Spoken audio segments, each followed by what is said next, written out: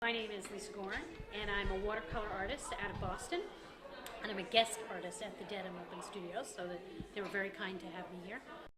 I do watercolors mostly of polar and frozen landscapes.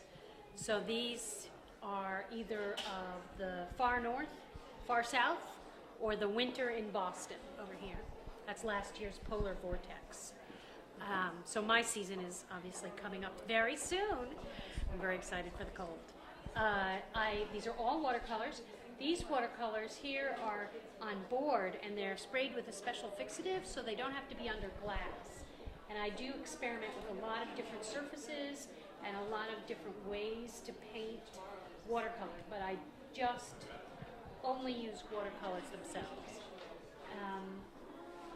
I guess I could say also that some of these paintings are from Antarctica, and some of these paintings, this is Alaska, and this is from Iceland, so it's kind of from all over the polar areas, including Boston.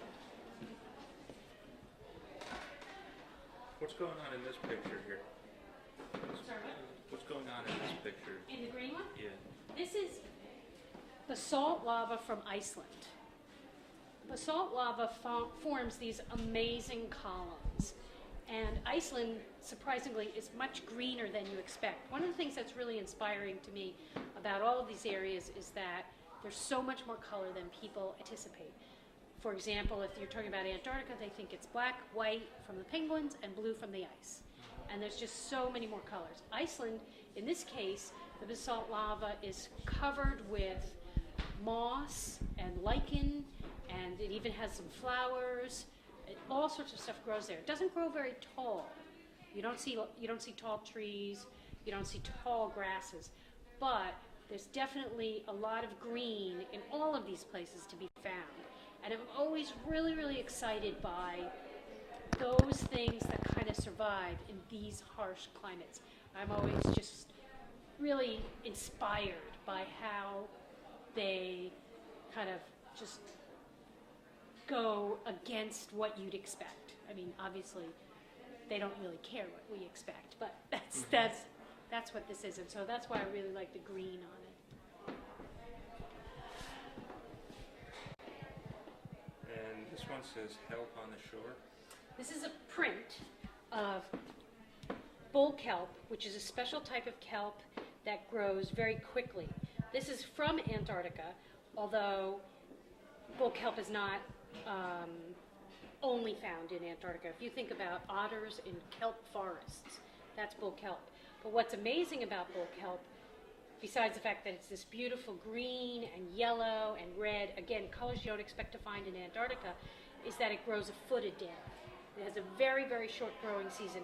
So when you see it in Antarctica, and obviously only on the coast, it's like these huge noodles all over the place.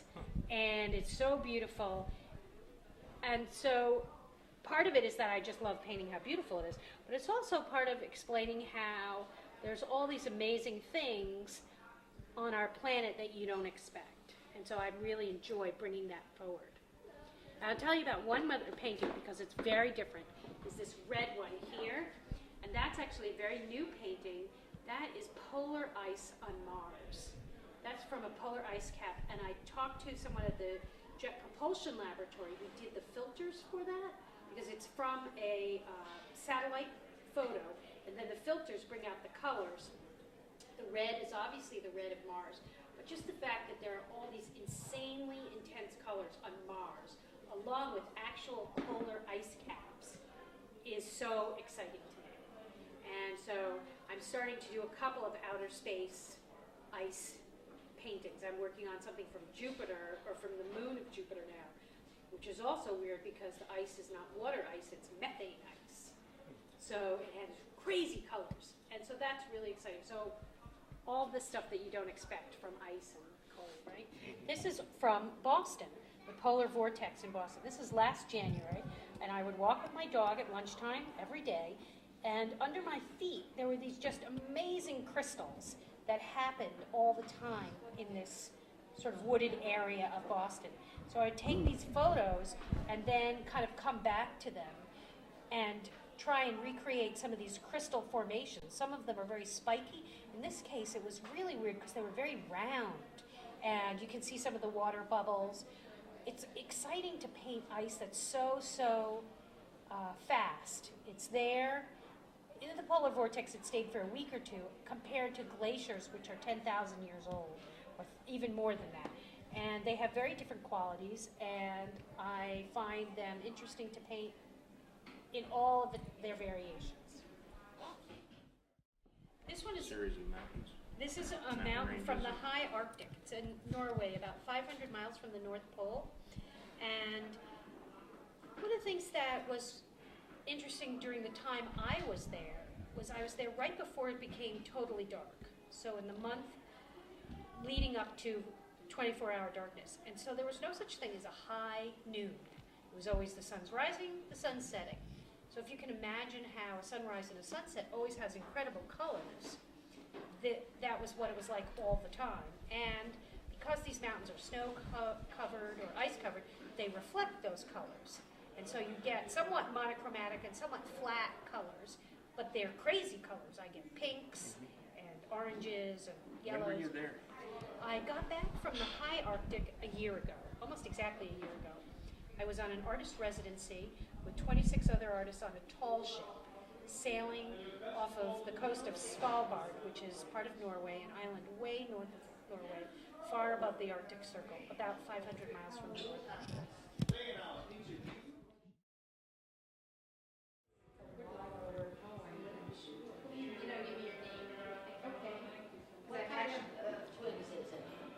This was in a lilac bush, actually, originally, and no, I can't cast a robin's nest.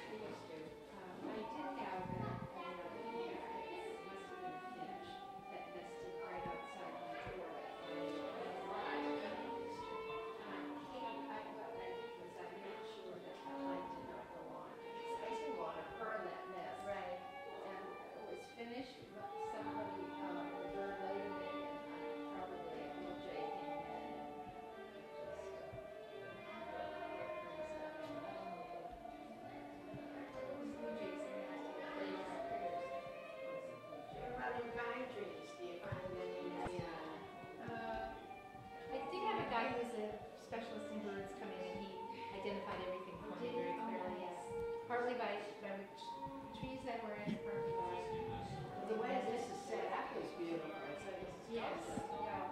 So, if you were to, so do you have nests now, or is I have to find some more? I had a couple, but with was it in? Oh no, Yes, is I it didn't in? realize how heavy it was going to be. Yes, well, it's all bronze, so Oh my. it's heavy. It's forever. Yeah. It's not going anywhere. It's beautiful. Yeah. Not yet.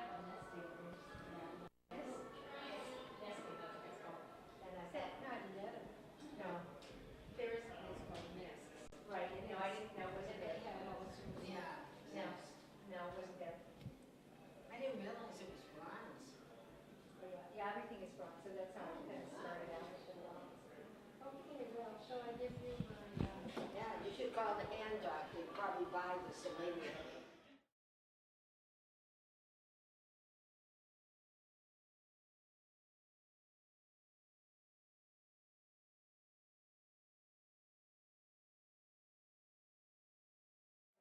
So we're at Motherbrook Arts and Community Center at 123 High Street in Dedham, Massachusetts. It's an old school building built in 1921 that was repurposed for an arts and community center about a year and a half ago. We have a long-term lease with the town of Dedham and our mission is really economic development. It's the community revitalization through the arts. We have rented all of the artist studio space that we have available. We have a wide variety of artists, sculptors, painters, photographers, musicians, silversmiths, and we've also had a number of exhibits. We had 2 large exhibits, both of which drew very unexpected crowds. 350 people at our first exhibit called Flirt, and our second exhibit was a graffiti exhibition, which also drew similar crowds. Can you stop for a sec? Base is pretty expansive. Could you start again, our vision, because I just pressed record. Okay. Our vision for the space is expansive. We sit on the Motherbrook, which is the oldest man-made canal in the United States. It was actually hand-dug in 1639. It connects the Charles River and the Neponset River because the Charles River didn't flow quickly enough to power the mills, so it took advantage of the differential to power the textile and other mills in the area in the 1600s. It's never been developed in this spot because this spot has always been a school. There were 2 schools here before this 1921 building. We also would like to have a restaurant in the building. We are right now in the process of going to town meeting to request a liquor license for a restaurant. We'd like a restaurant that we're talking to restaurateurs looking for something more like what you find at the Museum of Fine Arts or the Gardner or the Boston Public Library, something that really works well with the art that we have here. And we also have an auditorium, which we're beginning to have. We have 3 theater companies who have worked here. We also had a number of concerts, and as we continue to renovate the building, there will be many more uses for that as we renovate both the inside and the outside. We expect to work on the grounds. We hope to have trails down to the waterfront, benches, a sculpture park on the outside. So I think I'm most excited about, I'm a sculptor myself. I'm very excited about doing the sculpture park and trails and a sitting area outside. I hope it's something that really makes the community more inviting, more walkable. I think that it's just a tremendous asset that we have. I am a sculptor. I work in oil-based clay. I do a lot of figurative work, beginning to do some abstract work, but most of my work has been figurative, and when I cast in bronze, I use a lost wax process.